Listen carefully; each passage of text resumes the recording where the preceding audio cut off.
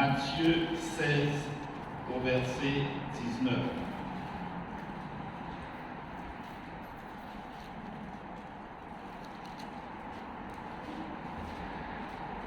Il nous est dit,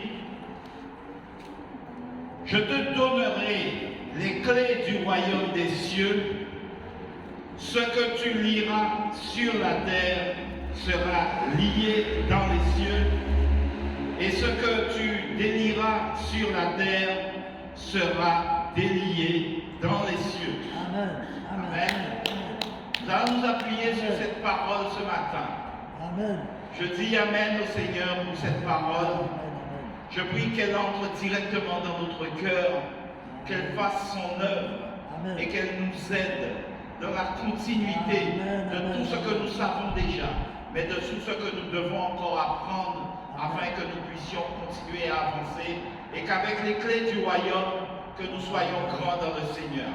Amen. Que nous soyons grands dans le Seigneur. Je bénis Dieu pour cela. Amen. Alléluia. Je te donnerai les clés du royaume des cieux. Ce que tu liras sur la terre sera lié dans les cieux, et ce que tu délieras sur la terre sera délié dans les cieux. Amen. Amen. Mes frères, ces paroles sont liées à tout ce qui sort de nous, Amen.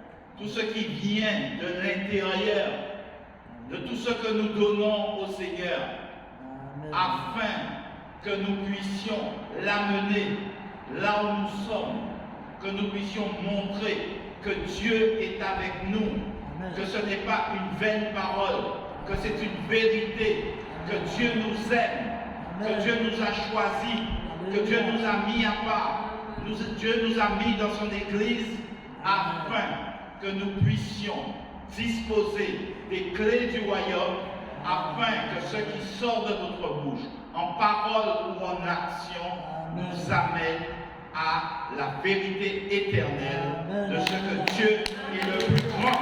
Amen.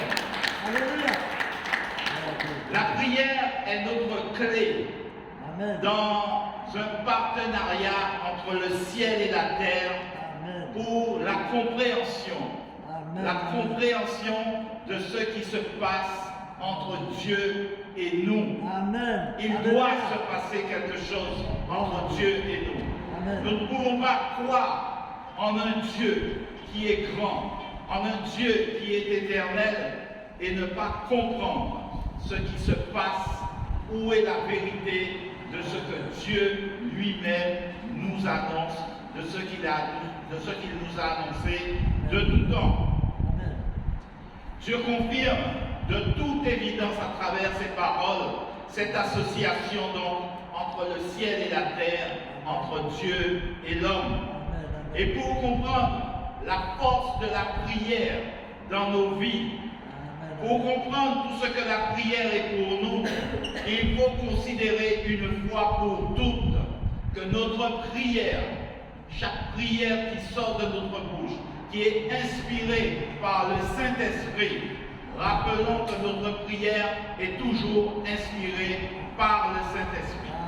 Mais lorsque cette prière est inspirée par le Saint-Esprit, elle est notre prérogative locale. Elle est une prérogative locale entre nos mains pour que Dieu puisse agir à travers ce que nous demandons, à travers ce que nous réclamons autour de nous et dans nos vies. Amen. La prière n'est pas une option aléatoire. Elle n'est pas un privilège entre les mains de quelques-uns pour obtenir des faveurs divines, pour obtenir un exaucement. La prière est le pouvoir que Dieu nous a donné pour accomplir l'œuvre que lui-même veut accomplir dans nous. Amen.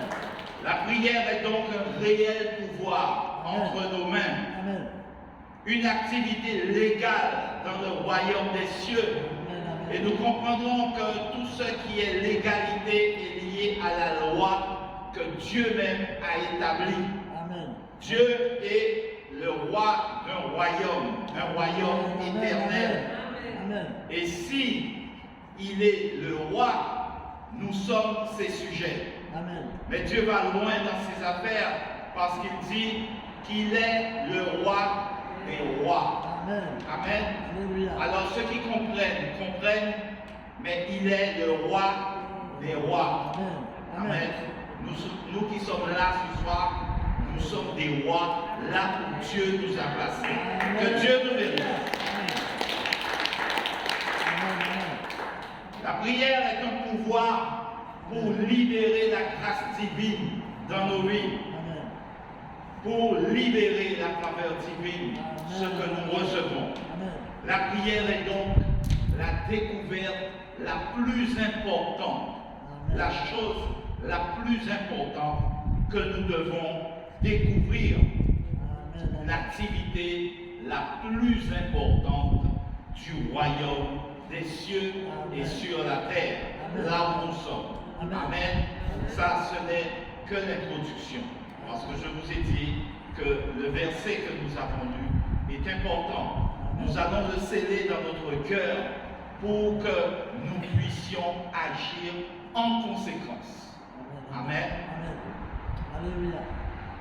Le psaume 8, qui est un psaume de David, le psaume 8 nous dit: qu'est-ce que l'homme? Qu'est-ce que l'homme pour que tu te souviennes de lui? Et qu'est-ce que le Fils de l'homme pour que tu prennes garde à lui? C'est une très grande question dans la Bible, mes frères.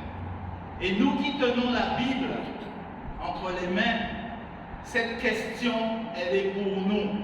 Nous devons nous la poser. Nous nous la posons. Et Dieu a la réponse. Qu'est-ce que l'homme pour que tu te souviennes de lui? Et qu'est-ce que le Fils de l'homme pour que tu prennes garde à lui? Alors, si cette question est importante, elle doit nous permettre de trouver notre positionnement, notre fonctionnalité, notre véritable fonction, notre véritable rôle dans la hiérarchie spirituelle. La Bible, qui a réponse à toutes choses, la Bible nous dit que l'homme est un esprit qui a une âme et qui vit dans un corps. Il n'a pas dit que l'homme a un esprit. L'homme est un esprit qui a une âme et qui vit dans un corps. Alors, je vous inviterai à dire avec moi maintenant: je suis un esprit. Je suis un esprit. J'ai une âme. J'ai une âme. Je vis dans un corps. Je vis dans un corps. Je suis un esprit. Je suis un esprit. Amen.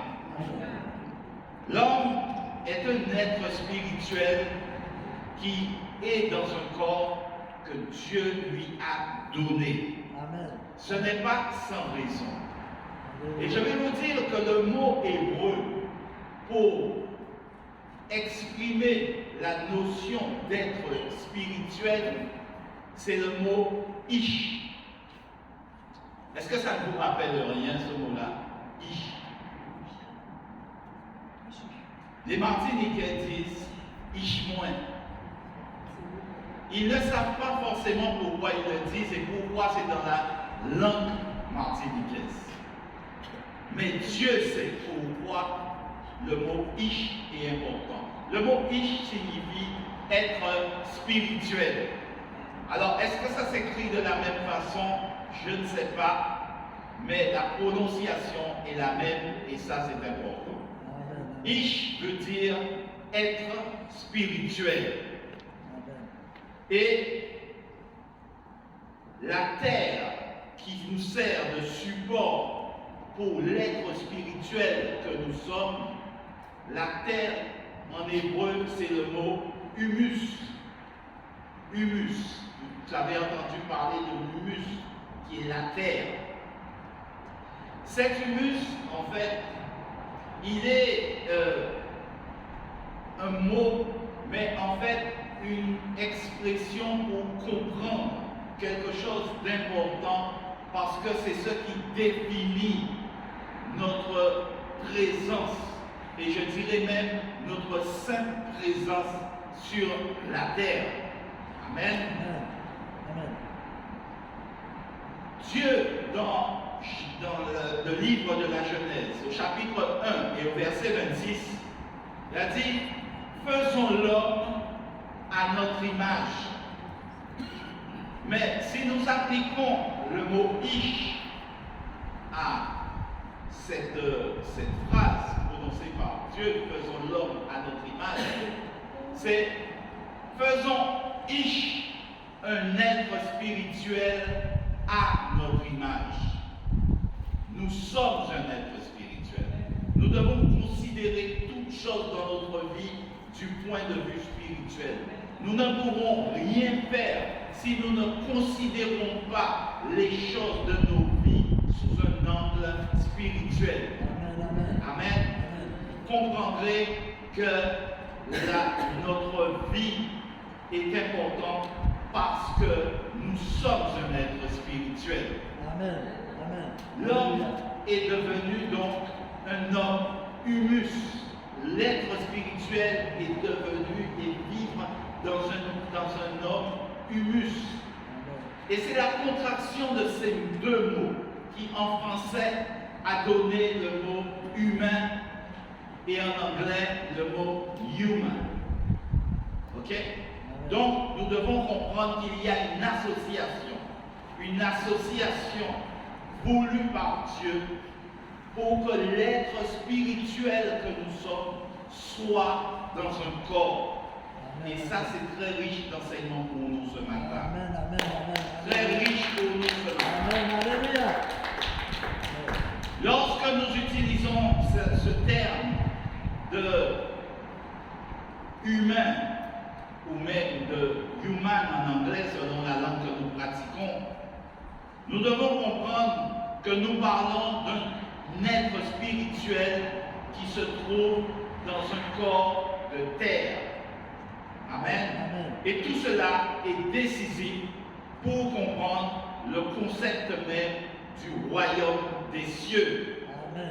Car après avoir créé l'homme, l'être spirituel, après l'avoir mis dans un corps de chair, un corps de terre, il lui a donné quelque chose de plus. Il lui a donné le pouvoir de dominer sur la terre. Amen. De dominer sur la terre, sur les oiseaux, sur tout ce qui se trouve sur la terre, sur tout ce qu'il a lui-même tout ce qu'il a lui-même créé de ses mains. Amen. Le pouvoir de dominer sur la terre nous a été donné après que Dieu nous ait créé être spirituel et qu'il nous ait mis dans un corps de terre. Amen. Alors, nous comprenons à travers ce verset que le seul être spirituel qui a le droit de dominer sur la terre, c'est qui? C'est l'homme, c'est nous. Nous sommes les seuls êtres que Dieu a créés spirituels, à qui il a donné un corps et à qui il a dit dominer sur la terre. Nous sommes là pour dominer sur la terre. Donc, je vous invite encore, si vous le voulez bien, à dire, je suis un être spirituel dans un corps de terre. Je suis un être spirituel dans un corps de terre. J'ai le droit de dominer sur la terre. Sur la terre. J'ai le droit de dominer sur la terre. Amen. Cela signifie encore, mes frères et sœurs, parce que Dieu va loin avec nous ce matin. Cela signifie encore que tout autre être spirituel à qui Dieu n'a pas donné un corps de terre est illégal. Illégal. Tout ce qui est illégal, j'ajoute, pour dominer comme Dieu l'a demandé. Dieu a donné le corps et il a dit dominer, et il est induit que les êtres qui ne sont pas, qui sont spirituels, mais qui n'ont pas un corps de terre, sont illégaux pour dominer sur la terre. Alors, si nous comprenons, nous commençons à comprendre cette chose, nous arrivons, nous y arrivons. Si nous arrivons à comprendre ces choses, nous comprendrons aussi que la Bible n'aura pas de sens pour nous si nous ne comprenons pas et que nous ne faisons pas, nous ne tenons pas à cette association entre l'être spirituel que nous sommes, le corps spirituel que nous avons. Parce que c'est avec cela que nous allons faire toute la différence. Donc je répète que tout esprit qui n'a pas un corps de terre est illégal sur la terre et n'a aucun droit d'œuvrer et de dominer sur la terre. Et c'est ce qui nous permettra, un peu plus tard dans le développement, de comprendre la notion même d'incarnation. Nous sommes un être incarné et nous allons voir plus loin ce que incarnation peut encore signifier dans notre vie chrétienne. Notre corps est donc une chose importante. Notre corps nous a posé des problèmes. Mais Dieu est venu à notre secours. Dieu est venu à notre secours. Dieu ne nous a pas abandonnés. Dieu a apporté des solutions à ce qui nous est arrivé.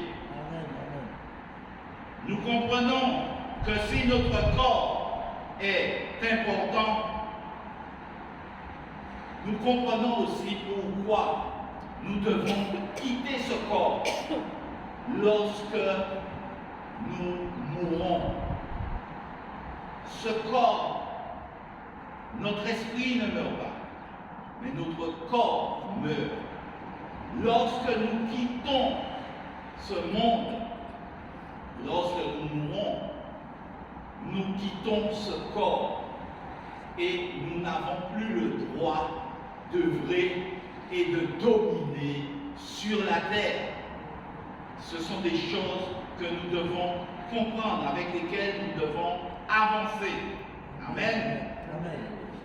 Alors, je voudrais vous dire que ce que nous appelons la mort, en fait, c'est presque quelque chose qui nous rend illégal sur la terre pour œuvrer, pour dominer. Parce que, comme je vous l'ai dit, notre esprit meurt, mais notre corps ne meurt pas. Cela doit nous aider à comprendre maintenant pourquoi les démons sont illégaux sur la terre. Ils ne possèdent pas de corps, mais ils ont besoin de corps pour agir à travers chacun de nous. Ils essaient de nous posséder. Ils essaient de nous manipuler. Ils essaient de transformer notre vie en dégradant ce que nous sommes, en nous faisant faire des choses qui déplaisent à Dieu. Lorsqu'un démon est dans notre corps, si nous n'exerçons pas notre autorité naturelle pour pouvoir le chasser, c'est lui qui prend possession. Amen. Et lorsque nous venons demander, oui, pasteur, frère, prie pour moi, et que nous décelons un esprit qui n'est pas un esprit humain, on ne peut pas être une double personnalité. On ne peut pas être une double personnalité. On est une seule personne. Amen. Amen. Et lorsqu'il y a un autre esprit qui agit en nous, il est illégal. Nous avons la légalité. Nous avons le pouvoir de parler et de dire au nom de Jésus. Amen. Alléluia. Au nom de Jésus. Amen. laisses aller au nom de Jésus. Amen. Tu t'en vas. Amen. Amen. Donc, ceci doit nous aider à comprendre pourquoi les démons sont illégaux. Ils ne possèdent pas de corps, ils ont besoin de ce corps. Et rappelez-vous l'histoire d'Ève. Ève, qu'est-ce qui s'est passé? Le démon Satan a dû prendre un corps d'animal pour venir lui parler. La Bible dit que c'était l'animal le plus intelligent de la terre. Et c'est lui que Satan a utilisé pour venir parler, pour relater la vie de Dieu dans Adam et aussi dans Ève et par extension dans toute l'humanité. C'est pourquoi, mes frères et sœurs, nous avons autant de problèmes. Amen. Mais Dieu, dans sa grande bonté, a prévu des solutions et nous arriverons à ces solutions. Amen.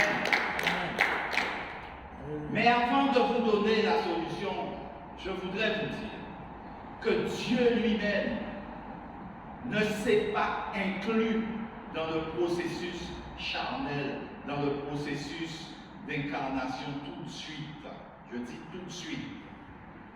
Dieu est resté dans son ciel de gloire et nous sommes restés sur là où Dieu nous a placés avec les mêmes prérogatives, celle d'œuvrer et celle de dominer. Parce que Dieu veut agir avec nous. Dieu veut collaborer avec nous. Amen, amen. Mais si les conditions ne sont pas réunies pour notre domination, mes frères et sœurs, nous allons continuer à végéter. Nous sommes l'église du Dieu vivant. Amen, amen. L'église du Dieu vivant. Une église qui doit être pure dans la connaissance, dans le savoir, dans les choses qui seront utiles pour le reste de notre éternité avec Dieu. Nous devons comprendre